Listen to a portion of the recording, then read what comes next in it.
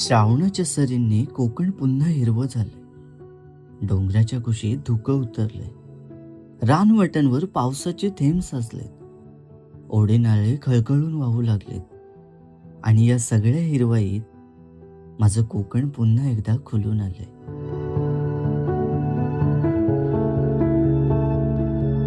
श्रावण आता सुरू झालाय. गावचं माळरान आता फक्त हिरवंच नाही, तर त्यावर रंगीबिरंगी फुलंही सजून आली आहेत. ऊन पावसाचा लपंडाव अजूनही सुरूच आहे. आणि या सगळ्यामुळे कोकणाचा रंग मात्र आता काहीसा खास वाटतोय. आम्ही हे सगळं आपल्या कोकणातून अनुभवतोय. पावसाळ्यात श्रावण आणि भाद्रपद महिन्यात कोकणातील आमची गावं अशीच हिरवीगार भात शेतीने फुलून गेलेली दिसतात. इथल्या नद्या, ओढे, धबधबे अगदी खळखळून वाहत असतात. खरं तर कोकण एक्सप्लोअर करायचं असेल ना, तर श्रावण आणि भाद्रपदासारखा सुंदर काळ नाही. आणि म्हणूनच मी सुद्धा नेहमीप्रमाणे निघालोय एका सुंदर गावाच्या भटकंतीवर. या गावाला इथल्या प्रसिद्ध धबधब्यामुळे अनेक जण ओळखतात. पण या गावाची आणि या गावाच्या नावाची ओळख इथल्या आणखी एका खास गोष्टीमुळे. नेमकी ती गोष्ट काय आहे आणि या प्रसिद्ध धबधब्यासोबतच या गावात अजून काय पाहण्यासारखं आहे, हे सगळं शोधण्यासाठी आज मी निघालोय राजापूरमधील चुन्याच्या गावात.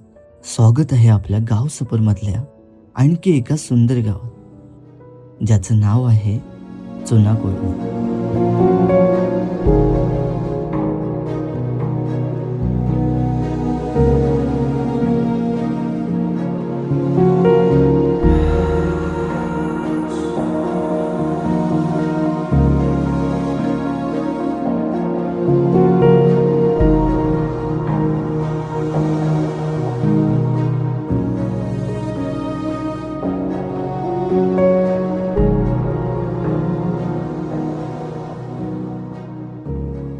हॅलो नमस्कार मित्रांनो, तर मी विशाल कांबळे तुमचं पुन्हा एकदा स्वागत आहे आपल्या चॅनलवरती. आणि मित्रांनो, गाव सफरमध्ये आज आपण बघणार आहोत ते म्हणजेच राजापूरमधील चुना कोळवण हे गाव. आणि मी जो आता आहे ते म्हणजे श्री महाकाली मंदिरामध्ये. आणि मित्रांनो, या एकाच ठिकाणी 4 मंदिर आहेत आणि 4 मंदिरांच्या मध्ये जर इथे माझ्या बॅक साईडला बघितलं तर एक सुंदर तलाव आहे. आणि ही 4ही मंदिरं एकदम पुरातन आहेत, कौलारी स्वरूपाची आहेत. आणि जर त्यांच्या आजूबाजूला बघितलात तर खूप अशी मोठमोठी झाडं आहेत आणि खूप अशी देवराई टाईपमध्ये ही झाडं आहेत. आणि असा इथला सुंदर परिसर आहे. आणि या पुढचा जो प्रवास असेल आपला तो म्हणजे चुना कोळवण गावाचा. त्याच्यामुळे आजची सफर आणि हे चुना कोळवण गाव नक्की बघा. आणि जर व्हिडिओ आवडला तर लाईक करा, शेअर करा, सबस्क्राईब करा आणि ही व्हिडिओला शेवटपर्यंत बघा. नेहमीप्रमाणेच या गावात बसलेल्या देवदेवतांच्या दर्शनाने मी आपल्या या प्रवासाची सुरुवात करतो. सोबतच या सुंदर देवालयांचं आणि त्याभोवतीच्या निसर्गरम्य परिसराचं दर्शन तुम्हालाही घडवणार आहे.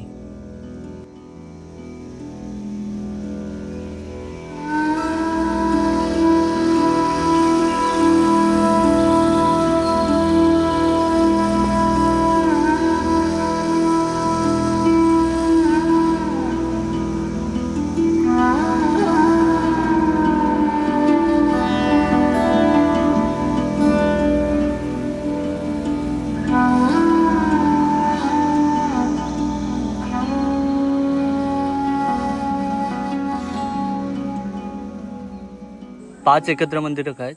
हां, 5 म्हणजे सर्वसाधारण एक ठिकाण आहे की पंच येतानाचं हे प्राप्त होतं.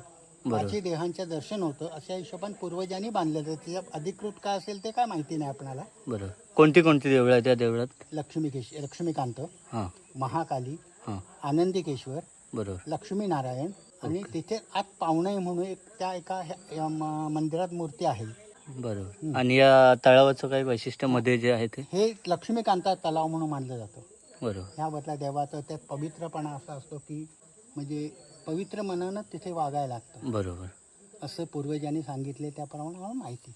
इथे एक धरण म्हणून असं म्हणतात, धरणाचं पाणी असं म्हणतात. तिथे एक जमिनीतून बुडबुडे येऊन पाणी आपोआप वाहतं, खणायला लागत नाही, असा डुराच आहे फक्त. बरोबर.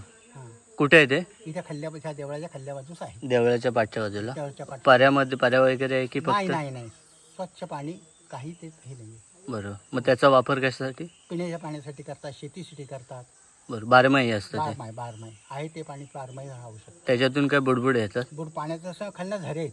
बरोबर. जसं जमिनीवर पाणी असं जास्ती रेवा बाजूस केलात हां. तर जोरात प्रेशरने येऊ शकतं पाणी वर. बरोबर. मित्रांनो, ही आहे ना, ही मंदिराची बॅक साईड आहे आणि इकडे काकांनी सांगितल्याप्रमाणे एक कमळांचं तलाव आहे आणि त्याच्या पुढून एक दुरा आहे, जो आपल्या कोकणात दुराच बोलतात त्याला. एक छोटासा असा पाण्याचा प्रवाह आहे तिथे, तिथून पाण्याचे बुडबुड येतात. तेच बघायसाठी आपण चाललो आहे. आता इथे बघितलात तर इथे हे बघा, हा पुरा कमळाचा तलाव आहे. सध्या स्थितीत 2 कमळं आपल्याला दिसत आहेत इथे फुललेली. आता पावसाळ्यामुळे अजून झाडं वगैरे वाढलीत आणि एका साईडला ह्या साईडला पुरं केवड्याचं बन आहे आणि अजून थोडंसं आपल्याला पुढे जायचं आहे आणि इथे तो डोरा आहे जिथून पाण्याचे बुडबुड येतात. तर हा बघू शकताय तो, हा बघा इथे बुडबुडं येत आहेत ते पाण्यात. थोडं बघूया दिसत आहेत काय बुडबुडं येत आहेत, पण याच्यात कॅप्चर होतं केवढे आहे बघा. इकडून जर बघितलात तर हे बघा येत आहेत बुडबुडे थोड्या थोड्या प्रवाहाने, हे सगळे बुडबुडे येतात. आणि हा इकडून आता सध्या पाण्याचा प्रवाह आहे, कदाचित तो बारमाही असू शकतो. जो मंदिराचं जे समोर तलाव आहे तिथून येतं ते पाणी. आणि हा प्रवाह एकदम वेगळा आहे. जो दुसऱ्या बाजूला जे पाणी येतं आहे तो एकदम वेगळा प्रवाह. जरी प्रवाह येत असते पाण्याचे असले तरी सुद्धा त्याच ठिकाणी या डोऱ्याचा जो भाग आहे तिथे फक्त हे पाण्याचे बुडबुडे येतात. हे बघा एक विशिष्ट टायमाने ते येत आहेत आणि इथल्या एवढ्याच भागात येत आहेत, बाकी कुठं नाही येत आहेत. हे बघा आणि हा सुंदर असा एकदम घनदाट भाग आहे. हे पाठाचं पाणी पुढे जातं, आता कुठे परायला वगैरे मिळायला जात असे. आणि हा सगळा इकडे निसर्गाचा परिसर आहे, पूर्ण घनदाट निसर्ग. हा मंदिराच्या मागच्या बाजूचा परिसर आहे. तर मित्रांनो, मी तुम्हाला सुरुवातीला इंट्रोमध्ये सांगितलं होतं की ते 4 मंदिर आहेत, पण ही 4 मंदिरं नाहीत मित्रांनो. इथे एक 5वं मंदिर आहे जे एकदम पुरातन स्वरूपाचं आहे. जर तुम्ही बघितलं ते त्याचा ढाचा आहे जो पडायला आला एकदम, आणि याच्या आतमध्ये पुरातन शिवलिंग आहे. हे बघू शकताय, हे मंदिर हे खूप पुरातन आहे. याचं स्ट्रक्चरवरून ते आपल्या नजरेस पडतं आहे. हे सुद्धा इथलं या परिसरातील एक मंदिर आहे आणि हा सगळा इथला परिसर आहे.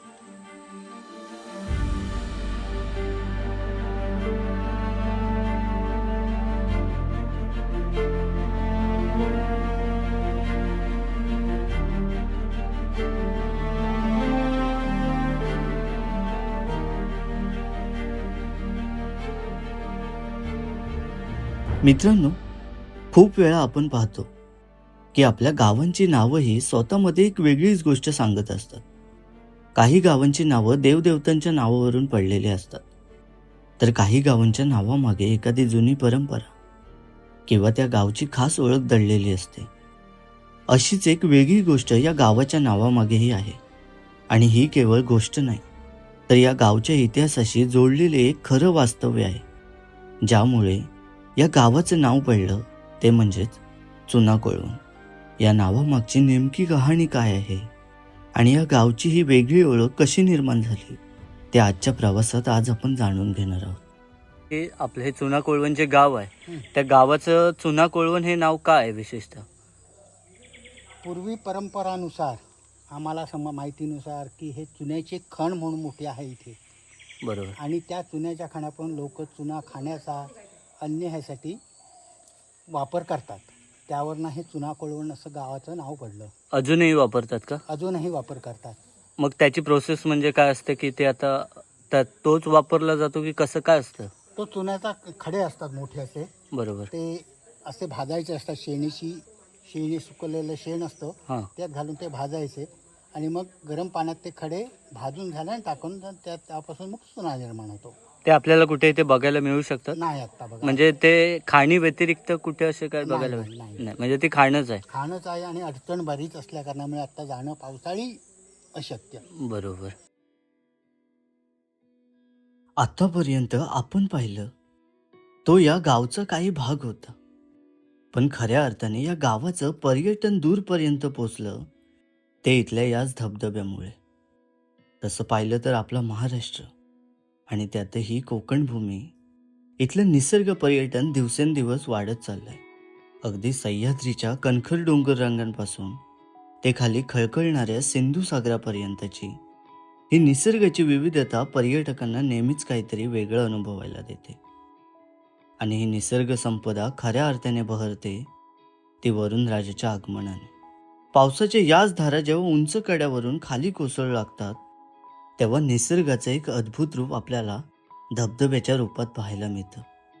धबधबा पाहणं, त्याच्या कोसळणाऱ्या पाण्याच्या धारा काही शांतपणे न्याहाळणं आणि त्या निसर्ग रूपात स्वतःला हरवून जाणं ही खरंच मनाला सुखावणारी अनुभूती असते. मित्रांनो, कोकणाच्या मातीतला असाच एक सुंदर आणि मन मोहून टाकणारा धबधबा म्हणजेच सवतकडा.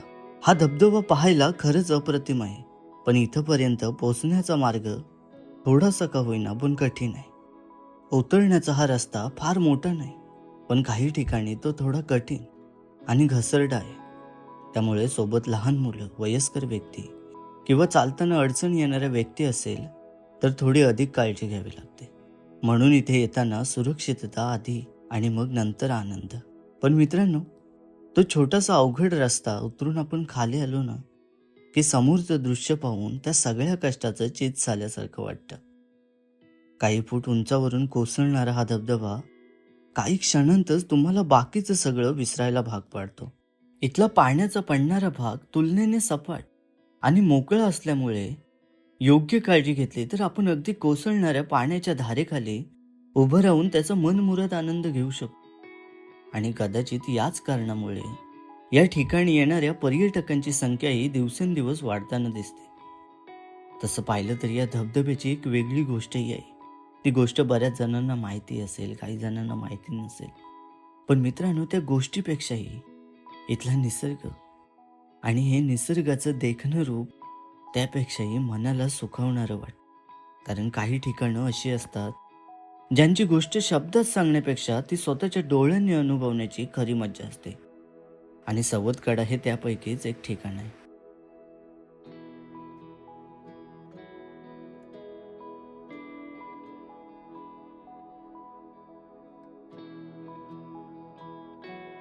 गावात फिरताना बऱ्याच वेळा एक गोष्ट ऐकायला मिळते की गावचं गाव पण कुठेतरी हळूहळू हरवत चाललंय. पण या गावात आल्यानंतर मला मात्र याच्या अगदी उलट चित्र पाहायला मिळालं. आजही या गावातील मराठी शाळा उत्तमरित्या सुरू आहे. आणि खरं सांगायचं तर आजच्या काळात अनेक ठिकाणी या जुन्या शाळांचं रूप कमी होताना दिसतंय. पण या गावाने मात्र ही शाळा अजूनही जपून ठेवली. याचसोबत आणखी एक गोष्ट ऐकायला मिळाली, ती म्हणजेच जरी गावातील अनेक लोक आता शहरांकडे स्थायिक असले तरी सुद्धा आपल्या गावाची असलेली नाळ त्यांनी अजूनही तुटू दिलेली नाही. बाकी हे तुमचं आता जे चुना कोळवण गाव आहे त्या गावात लोक वगैरे काही शहराकडे असतात की आपली इकडेच गावाला लोक असतात? शहराकडे जास्त असतात, गावाकडे कमी असतात. नोकरी निमित्ताने किंवा मुलांच्या शिक्षणाच्या निमित्ताने ती लोक बाहेर जातात. ती मग पुन्हा ती मुलांचं शिक्षण झालं की नोकरी वगैरे हे शहरात गेल्याशिवाय मिळू शकत नाही. त्या कारणाने मग शहरातच थांबतात. आणि जे वयस्कर असतात ती लोक मग आपलं घर सांभाळतात. बरोबर. तरी सुद्धा आता म्हणजे जरी लोक शहराकडे असले तरी हे गाव जपलं जाते का त्यांच्याकडे? काय शिमगी पौर्णिमा हा मोठा उत्सव, 10 दिवसाचा उत्सव असतो. शिमगी पौर्णिमा ते 10 दिवसाचा उत्सव ते करतात. तिच्या देवा महाकाल देवळात तो सुरुवात होते तिथे. बरं. आणि ते प्रत्येक गावात म्हणजे पालखी जायची, तिचं दर्शन घ्यायचं वगैरे, नाचून म्हणजे हे जे खेळखंडोबा असतो तो करीत असतात. म्हणजे गावाचं जे वैभव आहे ते जपलं जाते त्या लोकांकडून, किंवा विकासाच्या झोतात कुठे बदल नाही ना झाले? नाही. ते एक चांगलं आहे. बाकी तुम्हाला तुमचं गाव आवडतं का? म्हणजे नैसर्गिकरित्या, भौगोलिकरित्या जर बघितलं तर जे आहे ते आपल्या गावात आल्याशिवाय वाटत नाही. की कुठनंही जरी आलं की बसलं की आपण समाधान वाटतं. असं तुम्ही जेव्हा कधी या सुंदर गावाला, इथल्या या धबधब्याला भेट द्यायला या तेव्हा इथल्या पुरातन देवळांनाही नक्की भेट द्या. कारण ही देवळं ही या गावाच्या इतिहासाची आणि संस्कृतीची एक सुंदर ओळख आहे. पण मित्रांनो, आपण कुठेही फिरायला जातो ना तेव्हा एक गोष्ट मात्र आवर्जून लक्षात ठेवायला हवी. आपण ज्या ठिकाणी जातो ते ठिकाण आपल्यामुळे खराब होता कामा नये. इथेही बरेच पर्यटक येतात, सोबत खाण्यापिण्याचं सामान आणतात आणि नको असलेला कचरा तिथेच टाकून जातात. कदाचित याचा परिणाम लगेच जाणवणार नाही, पण हळूहळू हा कचरा आणि आपली बेफिक्री या निसर्गावर वाईट परिणाम करू शकते. आणि आज आपल्याला सुंदर वाटणारं हेच ठिकाण काही वर्षांनी आपल्याच चुकीमुळे आपलं सौंदर्य गमावू शकतं. म्हणूनच हे सौंदर्य टिकवायचं असेल तर त्याची काळजी घेणं ही आपलीच जबाबदारी आहे. तर मित्रांनो, तुम्हाला कशी वाटली माझी या सुंदर गावाची ही सुंदर सफर? आवडली असेल तर नक्की लाईक करा. आणि तुम्हालाही अशा सुंदर गावांच्या, तिथल्या माणसांच्या आणि निसर्गाच्या गोष्टी पाहायला आवडत असतील तर चॅनलला सबस्क्राईब करा. म्हणजे पुढचा नवीन व्हिडिओ आला की तो तुमच्यापर्यंत सहज पोहोचेल. आणि माझं हे काम तुम्हाला आवडत असेल तर तुमची एक सुंदर कमेंट नक्की करा. तुमची ती छोटीशी प्रतिक्रिया पुढच्या प्रवासासाठी मला खूप मोठी प्रेरणा देते. लवकरच भेटूयात अशाच एका सुंदर गावाच्या सुंदर प्रवासात. तोपर्यंत गाव जपा आणि गाव जगा.